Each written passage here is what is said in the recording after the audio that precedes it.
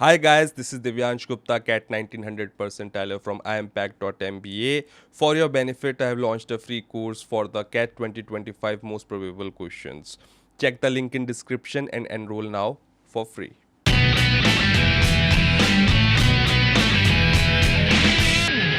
Alright, so let's start question number 1. The remainder when this very long number is divided by 1001.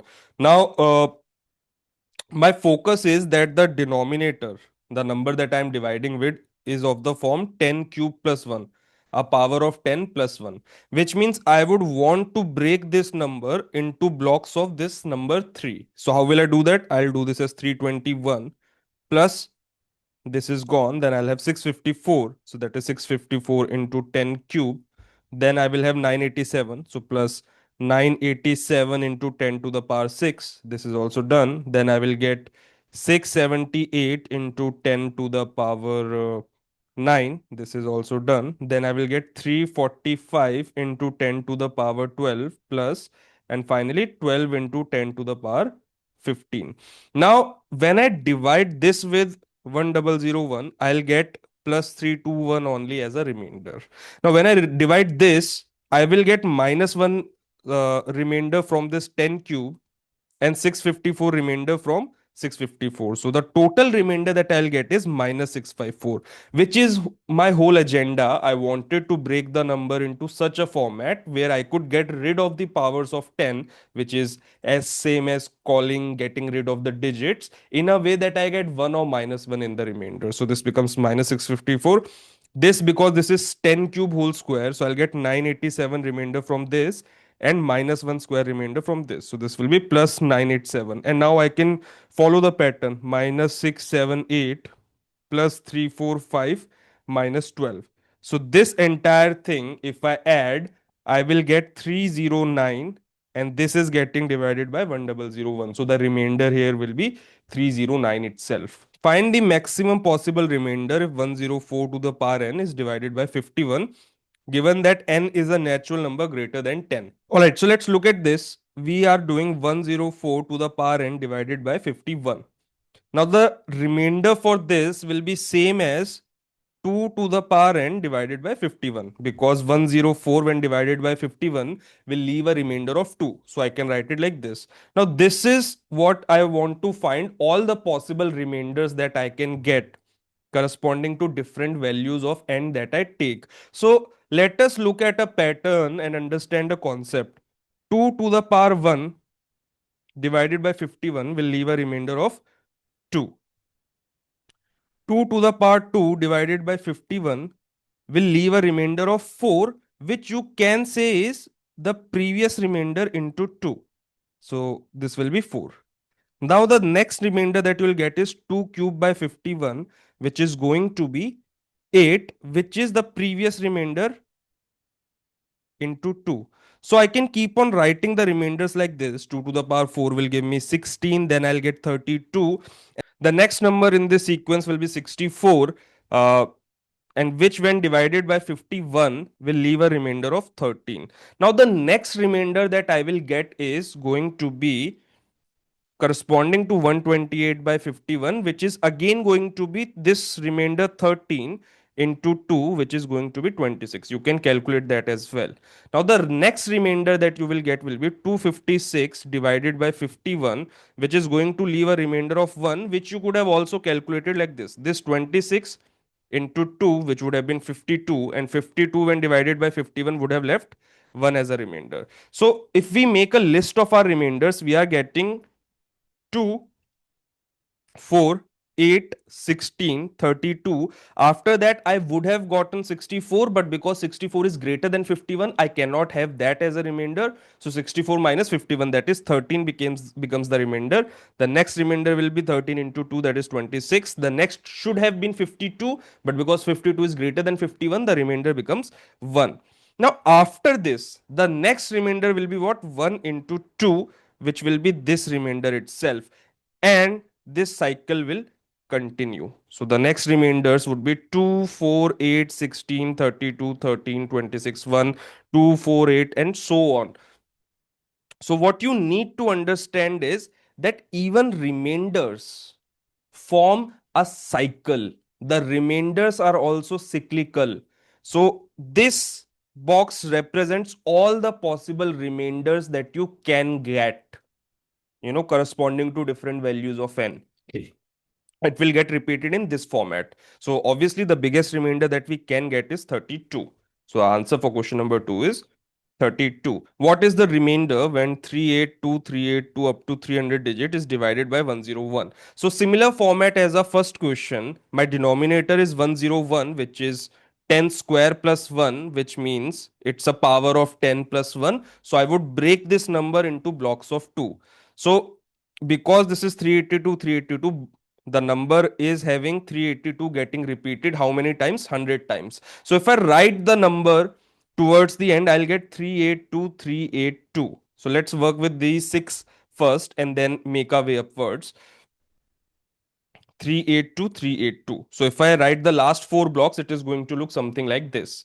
Now, I have to break this into groups of two. So I'll do this as 82 plus 23 into 10 square plus 82, 23 done, plus 38 into 10 to the power 4 plus 82 into 10 to the power 6 plus 23 into 10 to the power 8 plus 38 into 10 to the power 10.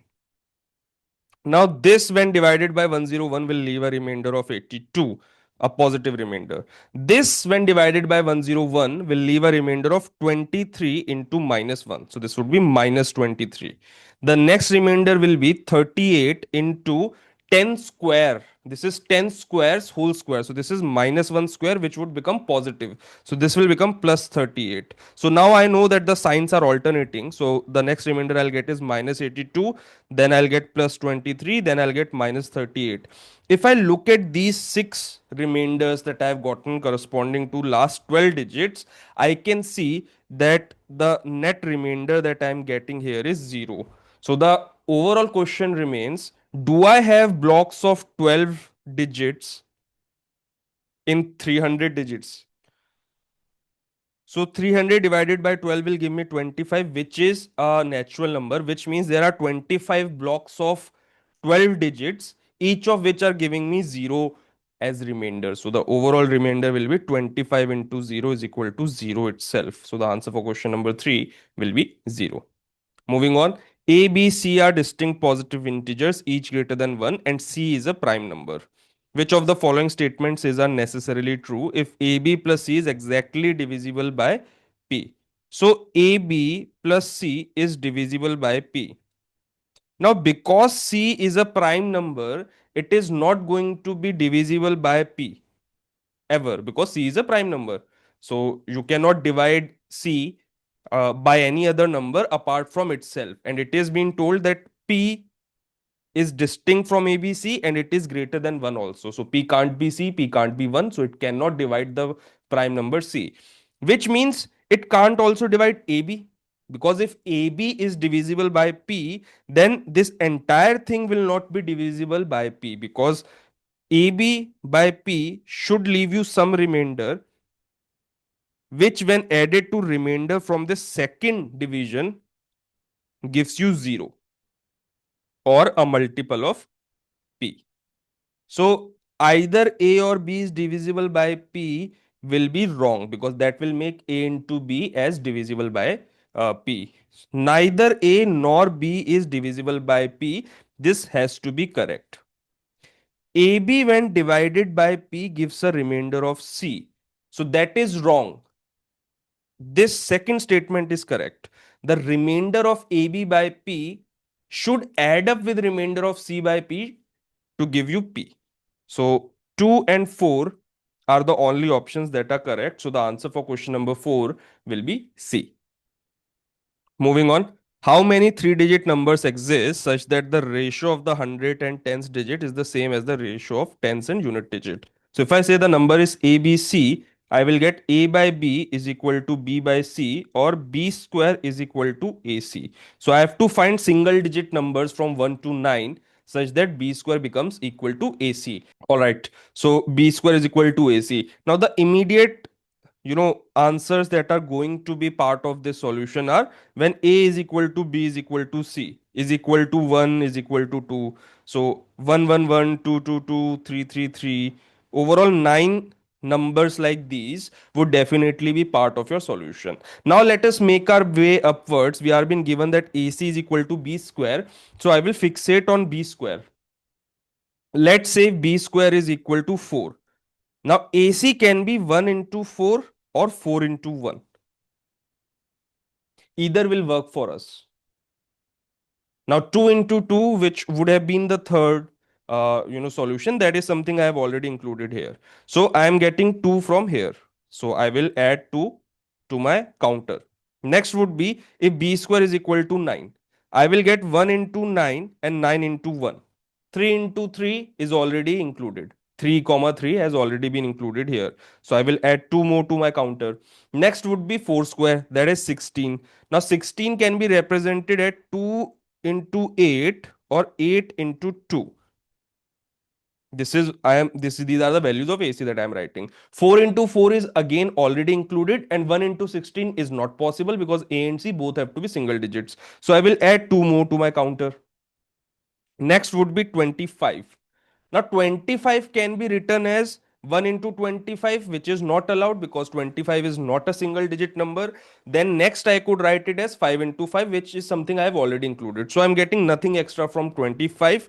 Then I'll go to 36. I'll get this as 1 into 36, rejected. 2 into 18, rejected. 3 into 12, rejected, because for all these three rejected cases, you were getting two digit numbers.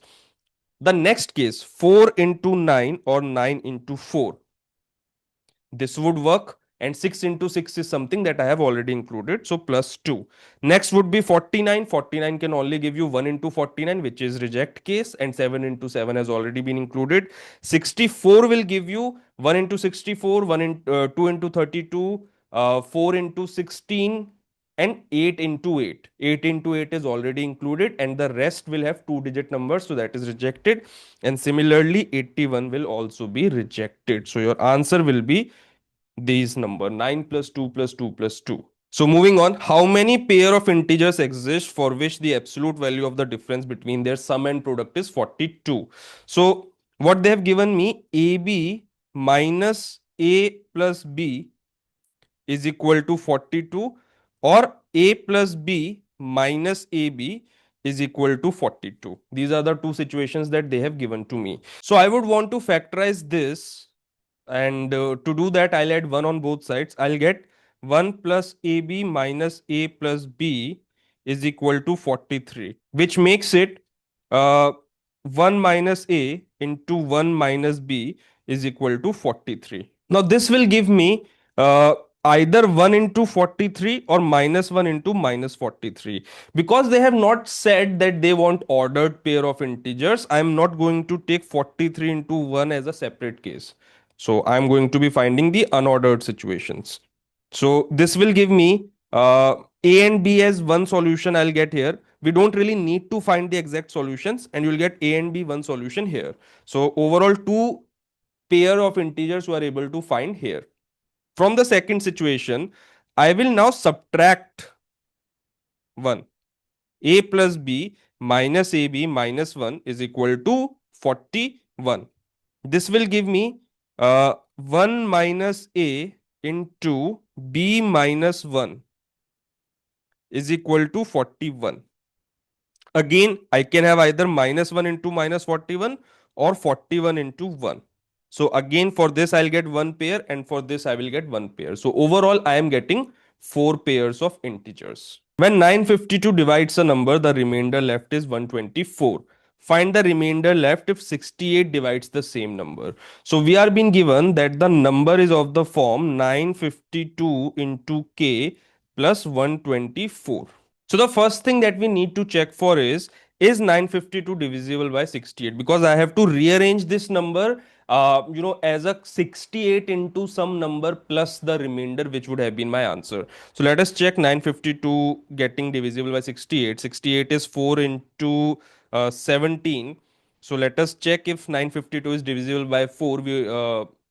so the last two digits are divisible by 4, so that is okay. And let us check if this is divisible by 17. So this would be 17 into 5, that will leave me with 102, and 102 is 17 into 6. So 56 is what I'm getting. So this means this numerator 952 is 17 into 56, which is 4 into 14. All right, so I can write 952 as 68 into 14. So I'll write this as 68 into 14k plus 124. Now I would like to write this 124 as 68 plus 32 plus 54, which would be 56, which makes this 68 times 14k plus 1 plus 56. So if you divide this with 68, you will get no remainder from this, and the only remainder that you will be getting is from 56. So your answer for question number 7 will be 56. So the next question, Nirvan has, he would be left with 7 chocolates if he divides it equally amongst 11 students, which means that the total number of chocolates is 11k plus 7. If there were two more students, he would be left with 5 more chocolates. So this can also be written as 13p plus 12. Now Nirvan has less than 500 chocolates. Which of the following cannot be the number of chocolates if he distributes it amongst 15 students? So I can write this as 11k plus 7 is equal to 13p plus 12, or 11k is equal to 13p plus 5. Now k is equal to 13p plus 5 divided by 11. Now I will write the remainders. I'm getting 2 as a remainder here. P should give me some remainder, and 5 will give me a remainder of 5. Or rather, write it as minus 6. I want this to come out to be overall 0, which means P should leave a remainder of 3. So the smallest such value will be P is equal to 3, or N is equal to 51 will be the smallest such number. So once you have this as the smallest, you would know that the values of n that you can take are going to form an AP. The AP will have 51 as its first term, and the common difference will be 11 into 13. So the next term will be 194, the next term will be 337, and the next term is going to be 480. So if we now go ahead and decide what are the remainders when you divide each of these numbers with 15, you will get 51 by 15, leaving a remainder of 6. So this can't be your answer. 194 divided by 15 will leave you with 180, or 14 as a remainder. So this also can't be your answer. 337 by 15 will give you 330 is divisible, so 7 as a remainder, and 480 by 15 is again going to be completely divisible, so 0 as a remainder, which means you cannot have 12 as the number of remaining chocolates. So this will be your answer. Moving on, ABC is a 3-digit number such that ABC is equal to 5 times AB plus BC plus CA, where AB, BC, CA are all 2-digit numbers. So we have to find the number of total possible values for the number ABC. So what we are given is 100A plus 10B plus C is equal to 5 times 10A plus B plus 10B plus C plus 10C plus A, which gives us 100A plus 10B plus C is equal to 11 into 5, 55A plus 55B plus 55C. So if I further simplify this, I'll get 45A is equal to 45B plus 54C. Or I will get 45 times A minus B is equal to 54C. Now I can divide this with 9. I'll get 5 times A minus B is equal to 6C. Or A minus B is equal to 6C by 5. So now C has to be divisible by 5. Otherwise, A minus B will not turn out to be an integer. So C can only take the value 5. So the value of C is fixed at 5, which means A minus B is equal to 6. Now, how many possible cases are there where A and B are single digit numbers and their difference is 6? So if I take B as 1, I'll get A as 7. If I take B as 2, I'll get A as 8. And if I take B as 3, I'll get A as 9. For each of these, I'm getting 5, 5, 5 for the values of C. You can't put B as 4 because then A will have to be 10, which is again not going to be possible. So the number of cases that you can have are these three: 1, 7, 1, 5, 8, 2, 5, and 9, 3, 5. These are the three cases that you will have. Moving on, what are the last two digits of 849 to the power 23 plus 521 to the power 63? So, firstly, this is easy to calculate. So, the last two digits will be 21, then the next power will be 41, then next will be 61, next will be 81, and the last will be 01. After which you will again repeat from 21, which means that the last two digits of 521, which is again going to only depend upon 21, form a cycle of 5. So this is 63, which is 5 into 12 plus 3. This will complete your cycle, and then you will go this, and this. This is 61, 62, and 63. So the last two digits of the 521 to the power 63 is 61. Now 849 to the power 23 is something that I have to solve for. What will I do is 849 to the power 23. Now finding last two digits is same as finding the remainder when you divide by 100. So this will have same result as minus 51 to the power 23 getting divided by 100. And 51 getting divided by 100, 51 to some power getting divided by 100 is same as finding the last two digits of 51 to that particular power, which is again something that I can do, because 51 to the power 1 will give you 51, then 51 to the power 2 will give you 01, and then this cycle will repeat. So the cyclicity of 51 to the power 23 or 51 to any power is going to be 2. So until 22 you will have 11 such cycles, and then you will get 51 left as the last two digits. And because you will have this minus sign also, so this is going to be the remainder when you divide 849 to the power 23 by 100. So the same thing, we converted 849 into a number which has 1 in its unit digit, for which I know the cyclicity of the last two digits. I calculated that and I finally got this as a remainder, which means that 49 is going to be left as the last two digits because you have a minus 1 sign here. So minus 51 remainder on 100 is equivalent to having 49 as a remainder. And now I can add 49 plus 61, which will give me 110. So my answer is going to be for question number 10 as 10. Moving on. Question number 11. When the sum of the digits of the smallest number, which when divided by 7 leaves a remainder of 6. So this is 7k plus 6. This is 8p plus 7 and 9q plus 1. Now these are three such results that are given to me. I can club these two results and call it as 56 times r minus 1, because when this number is divided by 7 I'm getting minus 1 as a remainder, and similarly I'm getting minus 1 as a remainder when I divide by 8, which is going to be allowed. So this is equal to 9q plus 1, which gives me that 9q is equal to 56r minus 2 divided, if I take 9 here I'll get q is equal to this. Now I will write the remainders. 56 divided by 9 will leave a remainder of 2. R will leave some remainder, and minus 2 will leave a remainder of minus 2, and I want this to turn out to be 0, which means I want R to have a remainder of 1. So the smallest value that I can take is R is equal to 1, which will give me the number as 55. If I cross check, it is correct. So the sum of the digits is going to be 5 plus 5, which is going to be 10. 55 is going to be the smallest, so the sum of the digits is 10. Moving on. A number when divided by 31 leaves a remainder of 3. If the same number when divided by 93 leaves a remainder of r, how many possible values can r assume? So the number is 31k plus 3.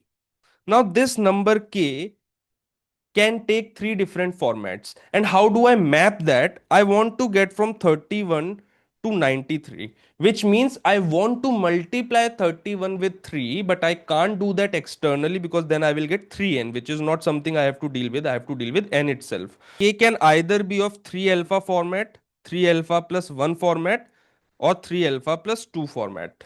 Corresponding to this, I will get the values of n as 93 alpha plus 3, or 93 alpha plus 34, or 93 alpha plus 31 into 2, 62 plus 3, that is 65. Which means if I divide n by 93, I can get either 3 or 34 or 65, that is 3 different remainders. So the answer for question number 12 will be C. Moving on, what is the remainder when 7 to the power 700 is divided by 100? So 7 square leaves 49. So 49 to the power 350 is what I have to deal with. This is going to leave a remainder of minus 51 to the power 350 divided by 100. Now, finding the remainder when I divide 51 by 100 is same as finding the last two digits of 51 to that particular power. So 51 to an odd power will give you 51, and 51 to an even power will give you 0, 1. So this will get increased by 5. So because I am raising 51 to an even power, I'll get 0, 1 as a remainder, and this minus to an even power will become plus. So the answer will be 1 by 100, or remainder of 1. If someone remembers that 7 to the power 4 is actually 2401, you could have directly gotten 1 here in the first step itself if you had written this as 7 to the power 4 into 25 into 7. So 175. This will leave a remainder of 1. So 1 to the power 175 will also leave a remainder of 1. So the answer for question number 13 is 1. Moving on, what is the remainder when 81 to the power 82 is divided by 17? So now 81 when divided by 17 will leave a remainder of minus 4, and this is getting raised to 82. Now, because this minus sign is there and you have an even power, I can remove this minus sign. Now I have to find the answer for this. 4 to the power 82 getting divided by 17. So I will write this as 16 divided by 17 and 16 to the power 41. 16 leaves a remainder of minus 1. So my answer will be minus 1 raised to power 41 divided by 17, or that is actually going to be minus 1 only. And a remainder of minus 1 is 16 if you are dividing by 17. So the answer for question number 14 will be 16. All right, moving on. The unit digit of 999 to the power 999 to the power 999. Now, this is a simple question. If you consider that if you have 9 as your unit digit, you will get 9 only as a unit digit if you are raising it to an odd power, or 1 as a unit digit if you are raising it to an even power. Now, an odd number to any power is going to give you odd. So the question is 999 to some odd power, which is 9 to some odd power, which we have already decided is going to leave 9 as your unit digit. So the answer for question number 15 will be simply 9 itself. Moving on, how many positive integral values of n exist such that n plus 76 by n plus 4 is an integer? So I'll write this as n plus 4 plus 72 getting divided by n plus 4. This will give me 1 plus 72 by n plus 4. So how many factors can 72 have? 72 is 2 into, it is 8 into 9. So this is 2 cube into 3 square, which is going to have 12 factors. 4 into 3. However, I want n to be positive integral, which means I want n plus 4 to be greater than 4. So I will have to remove all the factors that are less than 4. So 72 smallest factors would be 1, then 2, then 3, then 4. And after that, all the factors are allowed. So my answer will be 12 minus these 4. So 8. So answer for question number 16 is D. All right, question number 17. Find the remainder when 4 to the power 84 is divided by 6. Now, so far we have been trying to make a remainder of 1 and then use that to get to a quick answer. However, an even number when divided by an even number is never going to give me an odd number 1 as my remainder, right? So there has to be something else happening here. 4 to the power 1 when divided by 6 leaves a remainder of 4 itself. 4 square leaves a remainder of is 16, which when divided by 6 leaves a remainder of 4, which means that 4 cube will be 4 square into 4 divided by 6. So the remainder of 4 square by 6, which is 4, into remainder of 4 by 6, which is again 4, which is going to be 16, and 16 by 6 is 4. So what I can see is that if I continue this cycle, 4 to the power 4 will again be 4 cube into 4 by 16. 4 cube will leave a remainder of 4, 4 is leaving a remainder of 4, and 4 into 4 leaves a remainder of 4. That the remainder of 4's power is actually not changing at all. 4 to any power when divided by 6, I can keep on building this power table, or will only get 4 as a remainder. So there is no cyclicity, it is fixed. So your answer will always be 4. 4 to any power when divided by 6 will leave a remainder of 4. Alright, question number 18. A 3-digit number when reversed becomes 3/8 of the original number. So if we say that the original number was 8k, then the new number is 3k. Now the differences of numbers, difference of a 3-digit number which is reversed. So if you write this as 100a plus 10b plus c minus 100c plus 10b plus a is going to be 99 times a minus c, which means the differences of two reverses, of a 3-digit number uh, and its reverse is going to be a multiple of 99, which means the difference here, which is 5k, should be equal to 99 into a minus c. Now, because a and c are single digit numbers, a minus c will have to be equal to 5, or k has to be equal to 99. So, which gives you 8k as 8 into 99. So the number you are only getting only one choice here, that is 1. All right, moving on. Question number 19. Highest power of 225 in n factorial is 10. Find the number of values that n can assume. So to find the highest power of 225, which is 15 square, you have 3 square, 5 square. Now, obviously, I need not worry about 3 square because they will always be in abundance. So the only limiting factor is going to be 5 itself. So I'm going to look at 5. The question is saying that the powers of 5 in n factorial are going to be 20, because I have getting 10 5 squares. So number of 5s I'm going to get is 20. So now I will backtrack. I'll calculate what all values can I take. So I'll take a value of 75. So 75 by 5 gives me 15. 15 by 5 gives me 3. And 3 by 5 gives me 0. So 75 will have 18 powers of 5. So because I want 20 powers of 5, I will move on to from 75 to the next power, which is going to be 80 factorial, and then the next power, which is going to be 85 factorial. So 85 factorial will have 20 powers. 90 factorial. Now, all the numbers in this range will have 20 powers of 5. 90 factorial will have 21 powers of 5, which is again okay with me because I need two pairs of 5 to move on to the next power of 225. So, 21 is okay with me. So, since 21 is okay with me, I am okay till 94 factorial. 95 factorial will have 22 powers of 5, which will give me 225's power as 11. And I only want 10 powers. So the answer will be from 85 till 94, that is 10 such numbers. So option number B. So this is an interesting question. N has blocks of 3 digits, 201, 202, 203 till 500, and it has to be divided by 37. Now our divisor here, 37, is not of the form 10 to the power n plus minus 1. However, 37 divides 999, which means I should follow the same rule that I do if the divisor was 999. So I will break these numbers into blocks of 3.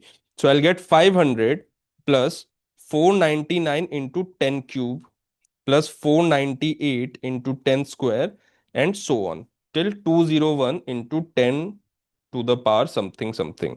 This will be 10 to the power 6. Now, if I'm dividing this by 37, this entire thing, my remainder here will be 500. My remainder here will be 499 into 1000 by 37, and 1000 by 37 will leave a remainder of positive 1 because 999 is divisible by 37. So this becomes plus 499, similarly plus 488 till 201. So now I need to find this summation. So this summation will be the total number of terms here are going to be 300. So n by 2, that is 150 into sum of first term and last term, which is 701. This is what my answer will be, this divided by 37. After this, I don't really need to further use remainder theorems, etc. I can simply go ahead, calculate this value using the calculators and find my answer. However, if you do want to use remainder theorem, again, it will look something like what is the remainder when 150 is divided by 37. So this will give you 37 into 4, which will be 148. So this will become 2 into the remainder when 701 is divided by 37. So this will give you into 1.